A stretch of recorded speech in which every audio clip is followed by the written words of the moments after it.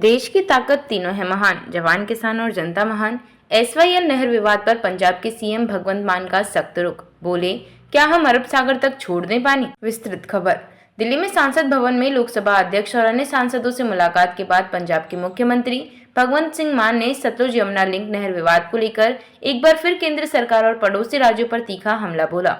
उन्होंने स्पष्ट शब्दों में कहा कि पंजाब के पास अब खुद अपने लिए भी पर्याप्त पानी नहीं है। ऐसे में जबरदस्ती पानी देने की मांग अन्यायपूर्ण है। मीडिया से बातचीत के दौरान भगवंत मान ने तीखी टिप्पणी करते हुए कहा, क्या हम हरियाणा ही नहीं अरब सागर तक पानी छोड़ दें? पंजाब अब और पानी नहीं दे सकता। उन्होंने कहा कि पंजाब की स्थिति को कोई समझने को तैयार नहीं है, जबकि प्रदेश गंभीर जल संकट से जूझ रहा है। उन्होंने दोहराया कि पंजाब का किसी राज्य से कोई झगड़ा नहीं है, लेकिन मजबूरी को अनदेखा करना गलत है। मुख्यमंत्री मान ने कहा कि पंजाब में 153 में से 115 ब्लॉक जल स्तर की अत्यधिक गिरावट के कारण डार्क जोन घोषित हो चुके हैं, यानी वहां का भूजल बेहद संकटग्रस्त स्थिति में है। इसके बावजूद हरियाणा और राजस्थान जैसे राज्यों को पानी देने का दबाव डाला जा रहा है, जबकि पंजाब खुद प्यासा हो चुका है। उन्होंने सुझाव दिया कि केंद्र सरकार को चाहिए कि वह चिनाब और उसकी सहायक नदियों का अतिरिक्त पानी पंजाब को दें।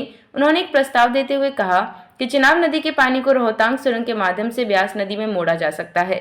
इससे पहले पंजाब की जरूरतें पूरी होंगी और फिर जो पानी बचेगा उसे हरियाणा, राजस्थान और दिल्ली की पेयजल आवश्यकताओं के लिए इस्तेमाल किया जा सकता है। भगवंत मान ने एक महत्वपूर्ण बिंदु पर ध्यान दिलाते हुए कहा कि पंजाब के पास ही सिंधु नदी क्षेत्र के बड़े बांध हैं, जैसे भाखड़ा, पौंग और रणजीत सागर, जिनके जरिए पानी को रोका जा सकता है। ऐसे में पंजाब की भौगोलिक और तकनीकी भूमिका को नजरअंदाज नहीं किया जा सकता।